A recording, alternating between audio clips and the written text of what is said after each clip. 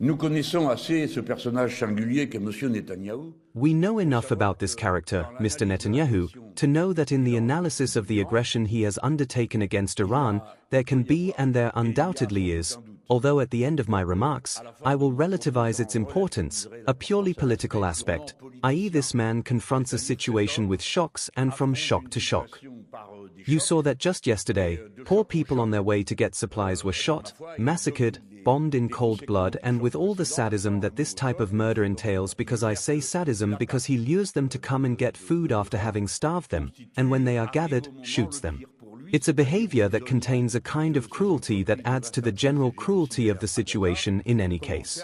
We've now reached the point where a child is killed every 40 minutes and 90% of everything built in Gaza has been destroyed.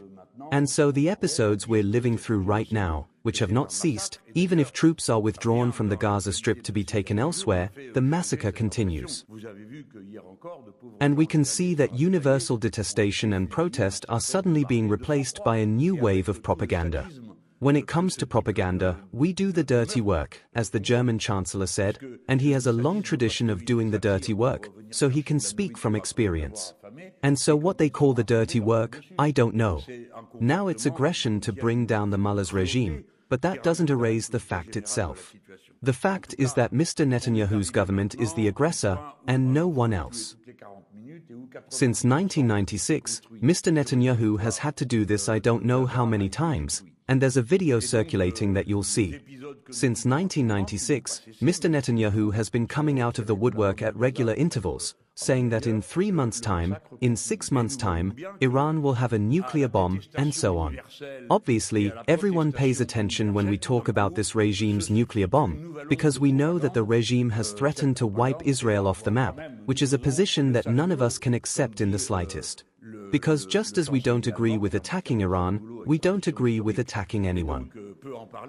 It's a peaceful vision of the world's existence, always preferring the use of diplomacy to arms. And all those who believe that an attack allows you and a military strike allows you to solve a problem, believe in what you want. But in real life, it doesn't exist, it never does. You can't win that way. Or it comes at a price that is humanely unbearable. I'm thinking of the victory over the Nazis in the Second World War. But then, 20 million people died in Russia, and millions more everywhere. We were told that Iraq had weapons of mass destruction. We were told there were weapons of mass destruction, and we saw the Secretary of State for Defense, who showed everyone a little test tube with a white thing in it, and said, that's it, that's chemical weapons. Naturally, there never was one. On the other hand, there had been an earlier attempt to organize Iraq's nuclear program, and Israel's rulers at the time had already decided to strike and bomb without taking into account what was inside and the fact that it was absolutely forbidden. At the moment, there are abuses of all kinds, and in a way, you could even say that there are only abuses.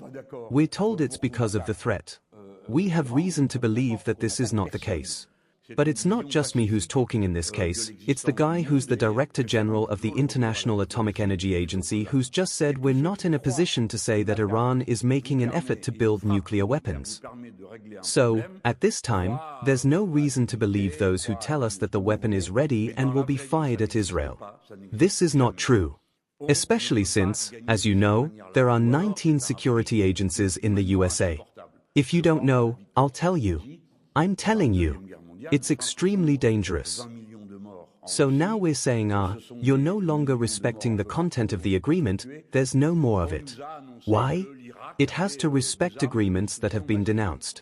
So, it's true that the international agency says Iran is centrifuging a lot to concentrate, but in the meantime, there's no longer any agreement. And the discussion was on. And on Sunday, the Americans and Iranians and other parties involved in the affair were due to meet again, and the strikes took place on Friday. So we can see that this conjunction of lies and moments sheds light on the hypothesis that Mr. Netanyahu has decided to use the context to erase the situation in Gaza. In any case, to mask it in the media. And assassinating political leaders, even if you don't like them, can't be a political line for a modern state, a state of civilization, in the same way that carrying out genocide if we let it happen is, as King Abdullah of Jordan said, if the international community doesn't act, we'll be erasing what it means to be human. For us, this is what was required of Italy, Japan, and Germany. Unconditional surrender. He says it like that, to give a signal to the Russians that it's worth continuing. After all, it was the Russians who did most of the work in Europe. It's not said, but it's the truth. There are 20 million who died in this affair, and it all played out in Stalingrad. So, unconditional surrender means no negotiation, war and total war until victory. So, maybe Trump is saying things he hasn't mastered, but I think this type of vocabulary, if in principle he has to be surrounded by people who tell him this is what it means. And they tell the Iranians to surrender unconditionally, which means get out. Or you give me something vassal-like. That's why, as we stand today, at this hour, we're in the tension zone. The Iranians have asked the North Americans to negotiate, and the other is receiving them. We were turned down. What's the matter with you? Was there nothing to talk about a week ago and now you want to talk? Well, yes, they want to talk and I don't know what he's going to say to them. Anyway, there was a mad rush to wage war on Iraq that was folded in 3 days. The army and the people were something else. Are you with me? So there's an internal limit to this war. That's what makes it dangerous. If no one negotiates, how do you make someone surrender? What's going on? So this is where the whole issue comes down to the stability of the zone. We call on the international community to take real and concrete action to avoid further disasters for the Palestinian people and the peoples of the region. Recognize the Palestinian state now. Stop the genocide in Gaza. Only imperialism and its agents and the ruling dictatorship benefit from tension and war.